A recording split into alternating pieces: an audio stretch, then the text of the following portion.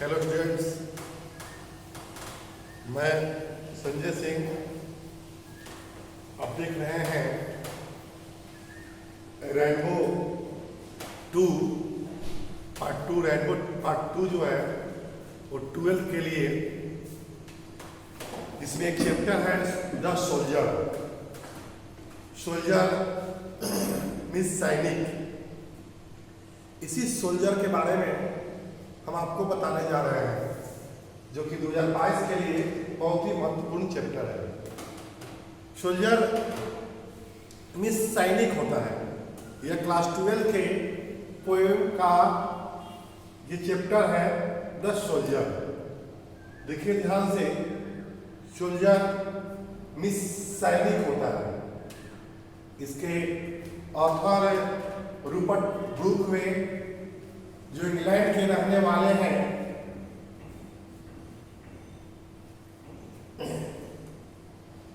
और ये सोल्जर जो है ये एक सोनेट है।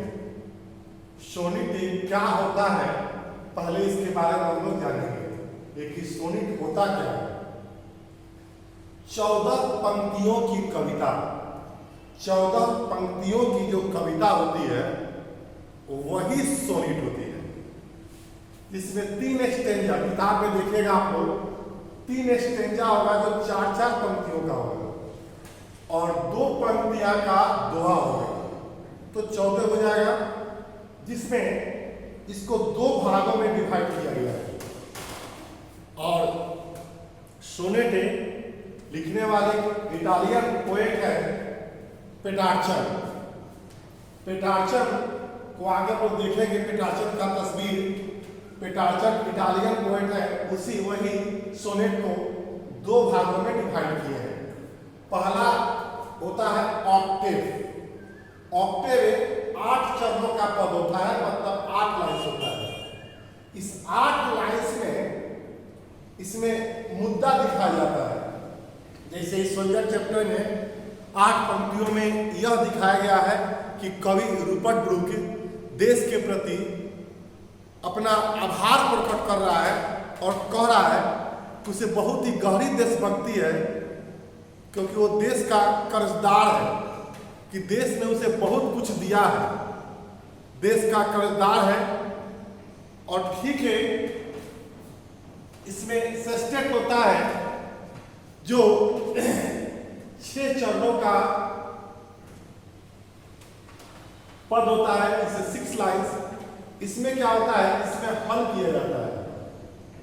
हल यह किया गया है कि कवि कह रहा है कि जो भी इंग्लैंड से उसे मिला है, जो इंग्लैंड ने उसे दिया है, उसके लिए वह इंग्लैंड का कर्जदार है और उसे उस कर्ज को चुकाना चाहता है। अपने देश के प्रति आत्मसमर्पण करके, प्रेम भाव, देश के लिए सोल्जर है, सैनिक है, देश के लिए हर चीज कुर्बानी देने के लिए तैयार है। तो बोल रहा है कि हम कर्जदार हैं और हम इसे चुकाना चाहते हैं। अर्थात the octave establishes some issue, इसमें मुद्दा को दिखाया जाता है, और द सेस्टेटेड रिसोर्सेज इसको हल करता है। यही सोनेट का पूरा थ्योरी है। 8 और 6 भागों में बांटा गया है। आगे हम लोग अब कविता की ओर चलते हैं। द सोल्जर, सैनिक, यह एक देशभक्ति कविता है। सबसे पहले हम लोग इसमें कवि परिचय जानेंगे, कवि के बारे में जानेंगे। ऑथर इसके रूपर्ट ब्रूक में, जिनका जन्म 3 अगस्त 1887 और मृत्यु 23 अप्रैल 1950 में हुआ था। ये वार पोएट कहा गया, युद्ध कवि है।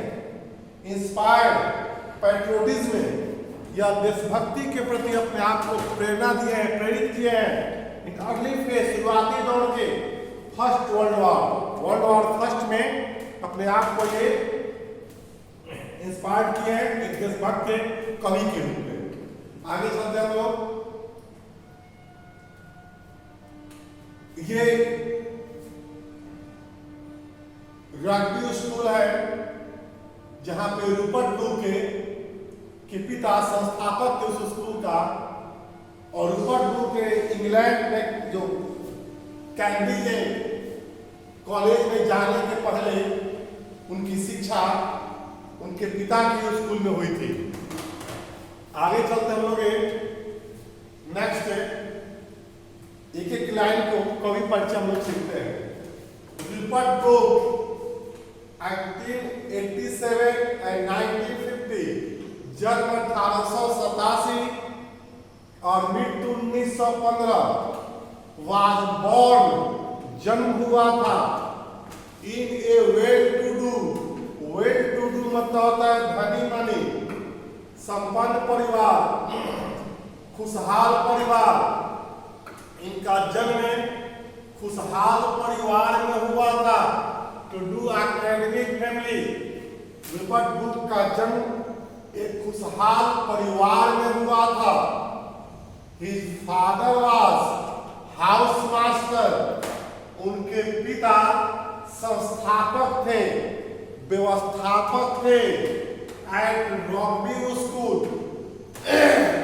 स्कूल के संस्थापक थे, वेयर जहां पर रूपर्ट ब्रूक की पढ़ाई हुई थी, एजुकेटेड हुए थे, शिक्षित हुए थे, शिक्षा प्राप्त किए थे, before going to King's College Cambridge के किंग्स कॉलेज में जाने के पहले रूपर्ट ब्रूक की वहीं पर पढ़ाई हुई थी। मतलब किंग्स कैम्ब्रिज यूनिवर्सिटी में जब गए होंगे तो उसके पहले भी तो उनकी पढ़ाई लिखाई हुई होगी, तो उनकी पढ़ाई लिखाई उनके पिता के स्कूल में, रॉकव्यू स्कूल में हुई थी। उनके पिता उस स्कूल के संस्थापक थे। देखिए ध्यान से, आप ध्यान से इस चीज को हिंदी भी देख लीजिए। आगे हम लोग चलते हैं नेक्स्ट डब्ल्यू बी एट्स जो है एक बहुत ही प्रसिद्ध कवि है।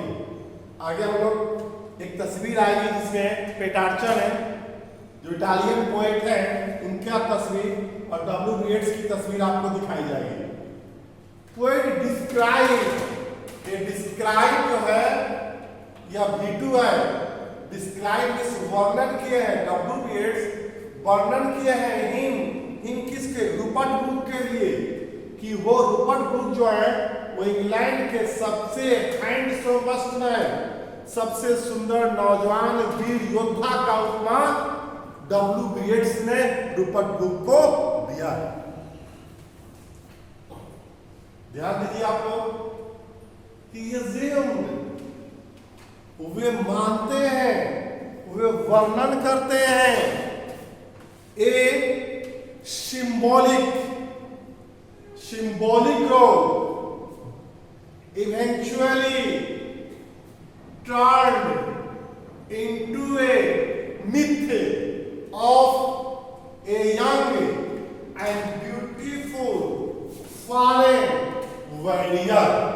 ध्यान दीजिएगा, उन्होंने एज्यूम मानना या भूमिका निभाना, सिंबॉलिक रोल, प्रतीकात्मक भूमिका निभाया है, जो इवेंचुअली अंततः turn into A myth of a young and beautiful foreign warrior. एक युवा और सुंदर योद्धा का एक इतिहास के बारे में वर्णन किया गया है, रूपर्ट ब्रूक की चर्चा की गई है। ध्यान दीजिए, ही डाइड, अब रूपर्ट ब्रूक की मृत्यु होती है और वो एक सेप्टिसिमिया नामक बीमारी है, सेप्टिसिमिया नामक बीमारी है जो रक्त को दूषित कर देती है। कोई कीट वगैरह काट लेता है, कीटाणु काट लेता है, जिसके चलते रक्त दूषित हो जाता है और उसी सेप्टिसिमिया नामक बीमारी से उनकी मृत्यु 23 अप्रैल 1915 को हो जाती है। कहाँ होती है वो भी देखिए, ऑफ द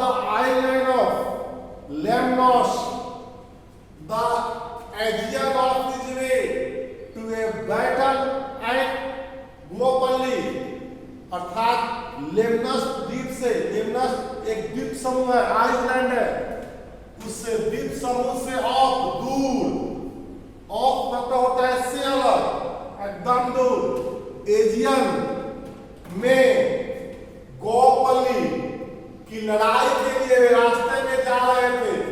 गोपल्ली की लड़ाई के लिए वे रास्ते में जा रहे थे। उसी समय में उनकी मृत्यु सेप्टिसेमिया नामक बीमारी से हो गई। ब्रूक इज रिमेंबर्ड, ये पैसिव वॉइस है। ब्रूक को याद किया जाता है एज ए वार पोएट, एक युद्ध कवि के रूप में इनको जाना जाता है। Who inspired patriotism in the early phase of the First World War, जो प्रथम विश्व युद्ध के शुरुआती दौर में देशभक्ति के लिए एक प्रेरित करने वाली कविता है, प्रेरित करने वाले कवि हैं, इसीलिए इन्हें युद्ध कवि के रूप में याद किया जाता है। His reputation, उनकी इज्जत, उनकी ख्याति, उनकी नाम chiefly मुख्यतः रेस्ट ऑन 5 war sonnet और पीछे मतलब 5 सोनेट, युद्ध सोनेट से, उसमें से जो सोल्जर चैप्टर जो है वो निस्संदेह सबसे सुंदर और सबसे अधिक, ये सबसे सुंदर और सबसे अधिक ये संकलित है। एंथोलॉजी से ये संकलन है, सबसे सुंदर और सबसे खूबसूरत है, इनका संकलन है। आगे बढ़ते हम लोग कवि परिचय की ओर। कवि परिचय समाप्त हुआ और कविता की ओर हम लोग चलते हैं। यह आइसलैंड है, इसी रास्ते में इनकी मृत्यु हो जाती है सेप्टिसेमिया नामक बीमारी से। चलिए आगे चलते हम लोग। देखिए आपको बताए थे यही है WBS, जिनका जन्म 1865 में और मृत्यु 1939 में हुई थी। ये फेमस पॉइंट है। यही इस रॉबर्ट ब्रूक के बारे में वर्णन किया है कि रॉबर्ट ब्रूक इंग्लैंड का सबसे हैंडसम, सुंदर, नौजवान वीर योद्धा है। और यही पेट्रार्चन है जो इटालियन पोएट है, वो सोनेट को 2 भागों में डिवाइड किए हैं, ऑक्टेव एंड सेस्टेट के लिए। आगे बढ़ते हम लोग।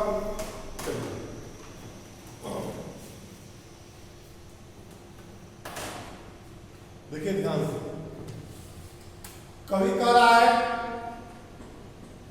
कि इफ आई शुड, भाई कवि के लिए आया, इफ आई शुड, अगर मेरी, इफ आई शुड डाई, या देखिए शुड का प्रयोग किया गया है, इफ आई शुड डाई, यदि मैं मरूं या मेरी मृत्यु हो जाए, तो think only this of me, तो मेरे लिए बस इतना ही सोचना, मेरे लिए इतना ही सोचना, क्या कि that there are some corner of a foreign field that is forever England, that there are some corner is corner, foreign field, विदेश की भूमि, forever सदा के लिए इंग्लैंड।